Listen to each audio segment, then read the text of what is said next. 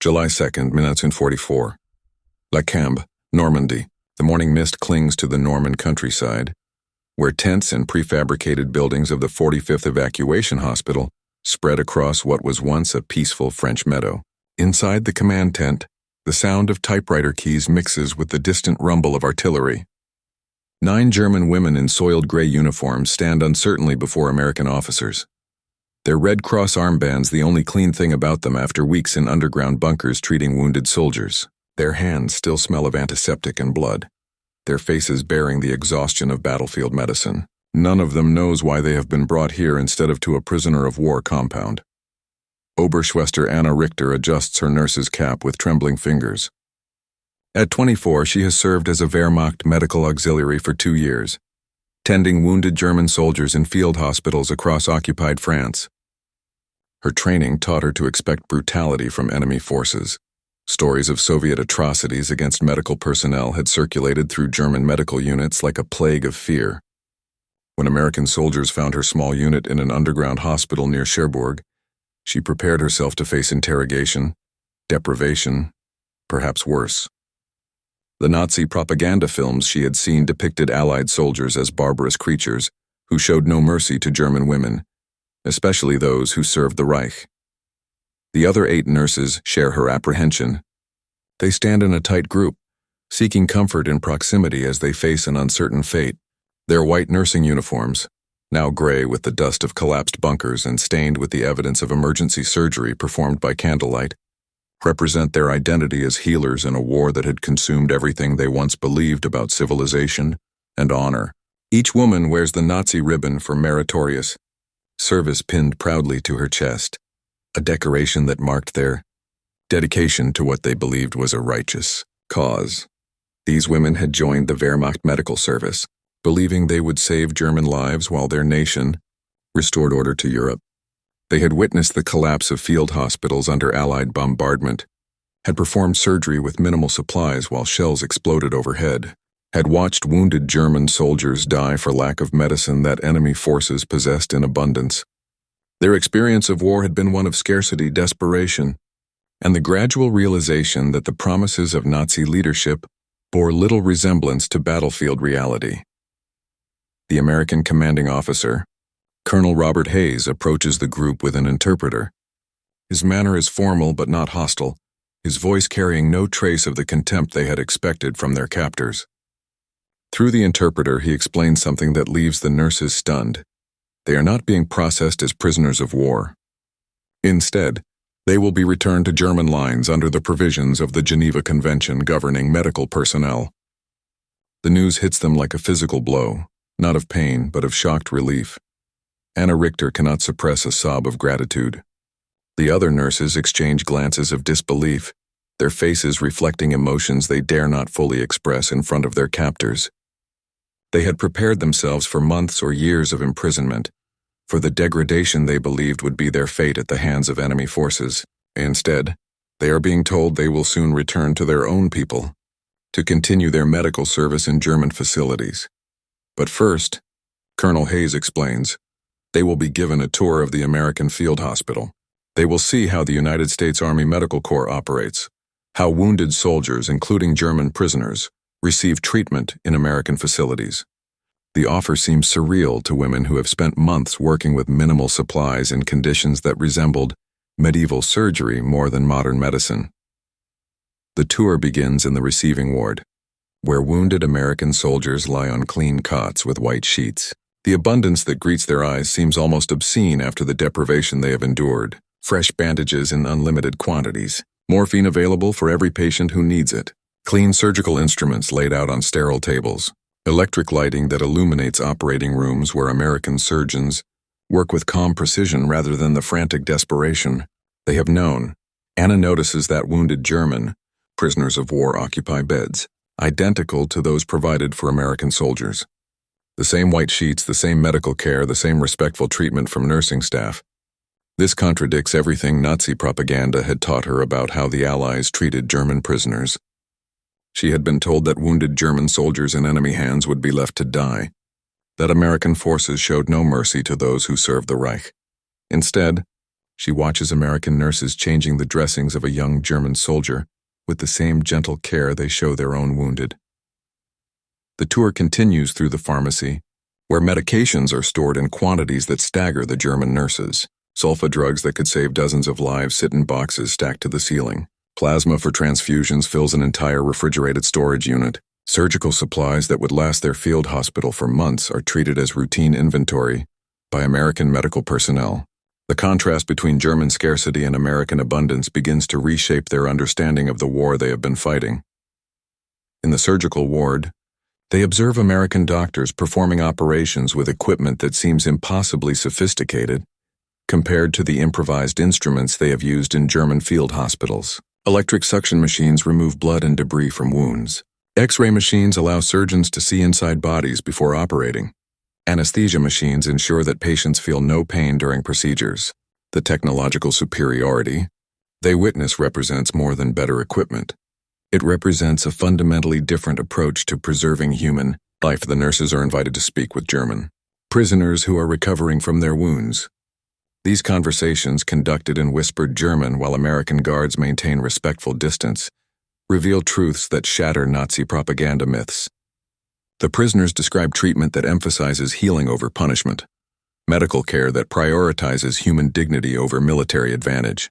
They speak of American doctors who stayed up all night to save the life of a German soldier, of nurses who brought extra blankets to prisoners suffering from fever, of administrators who ensured that German wounded received the same quality of care as American casualties. During the tour, the German nurses are offered food from the hospital mess, not prisoner rations, but the same meals served to American medical personnel. The quality and quantity of the food represents another stark contrast to their recent experience. Fresh bread, meat, vegetables, fruit, abundance that seems impossible after months of German military rations that grew increasingly meager as supply lines collapsed. They eat with the careful manners of people who have known hunger, savoring flavors that remind them of peacetime meals they had almost forgotten. The American staff treats them with professional courtesy throughout the day.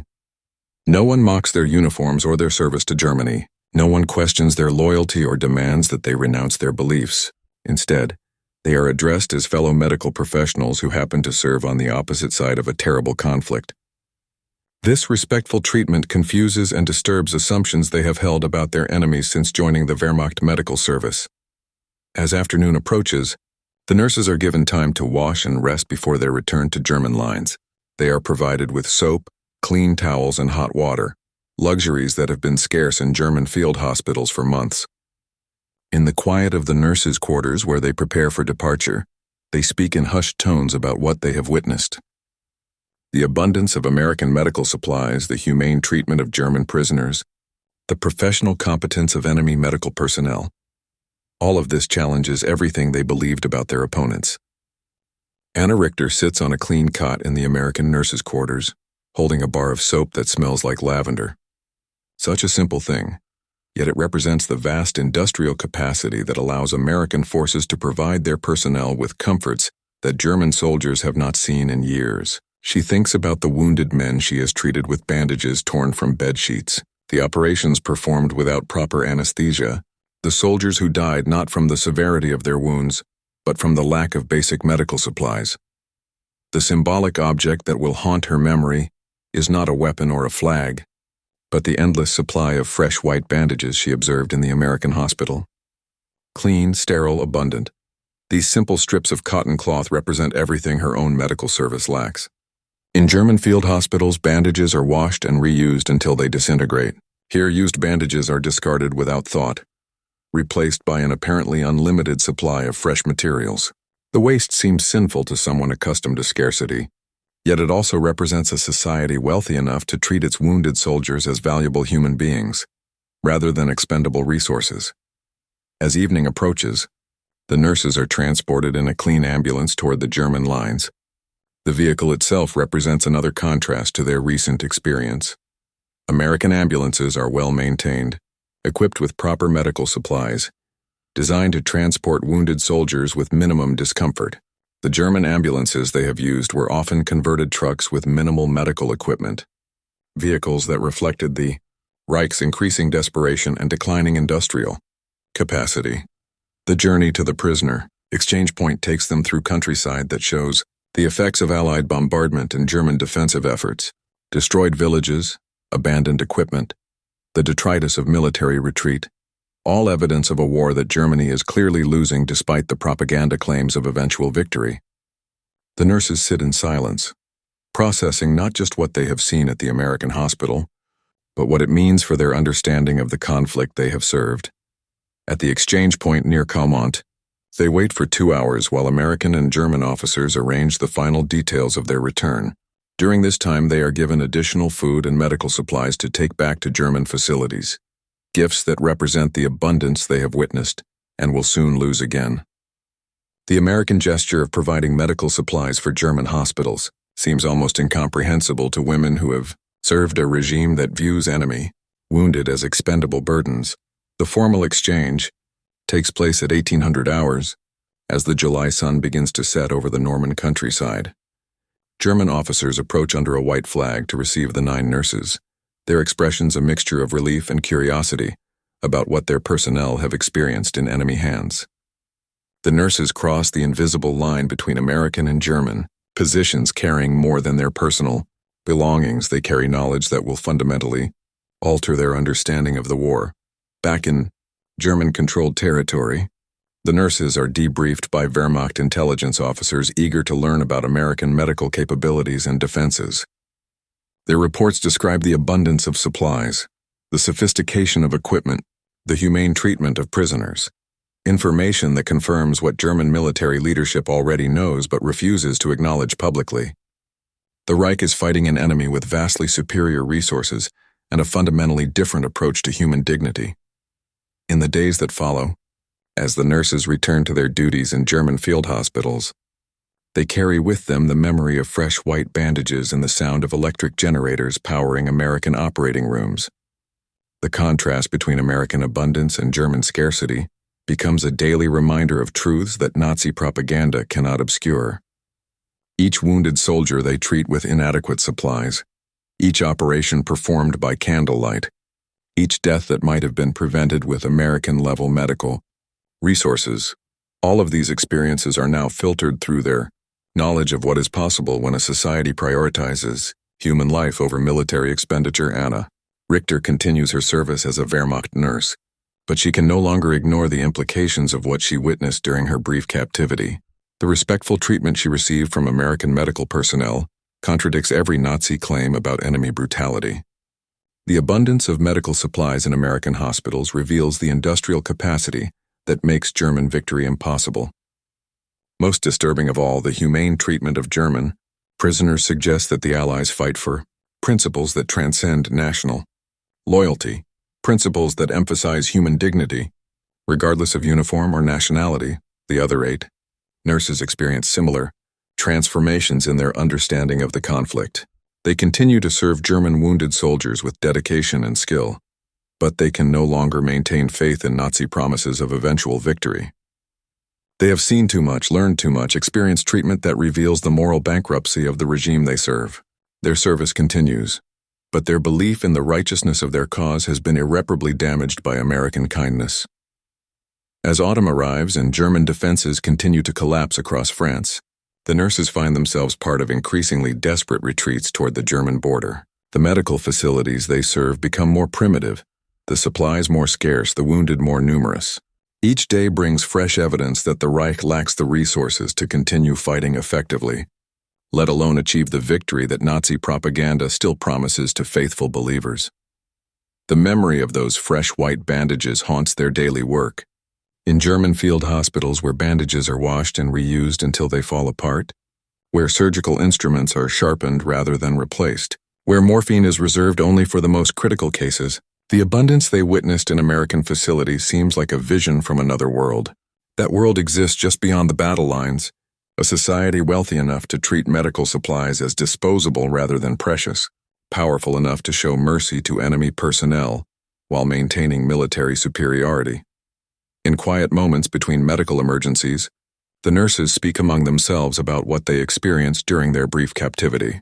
They share memories of American nurses who smiled and offered them coffee, of doctors who took time to explain procedures being performed on German prisoners, of administrators who ensured their comfort during the return process. These memories create cognitive dissonance that propaganda cannot resolve.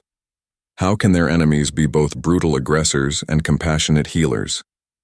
The transformation these women experience represents a broader phenomenon occurring throughout German military medical services as the war progresses.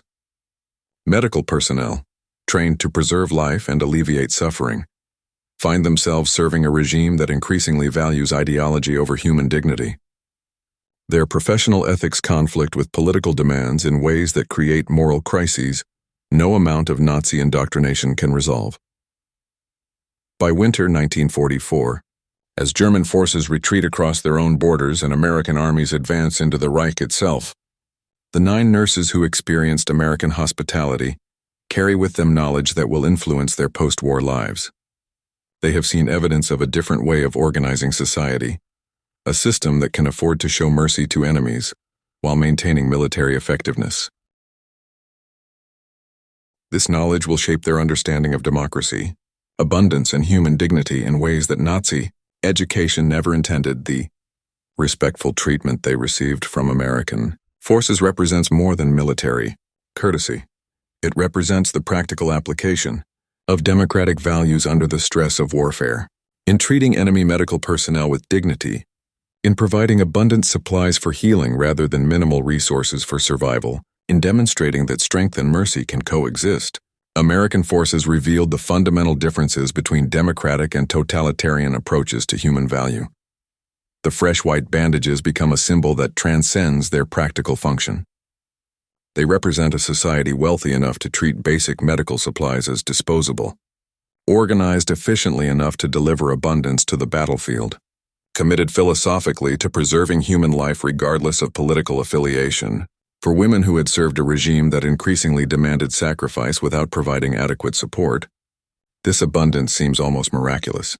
In the post-war years, as Germany rebuilds under Allied occupation and democratic influence, the 9 nurses who experienced American hospitality will remember their brief captivity as a turning point in their understanding of political systems and human dignity. They will vote in free elections, participate in democratic institutions, and teach their children about the importance of treating all people with respect regardless of their nationality or political beliefs. Their experience represents a microcosm of Germany's broader transformation from totalitarian dictatorship to democratic ally.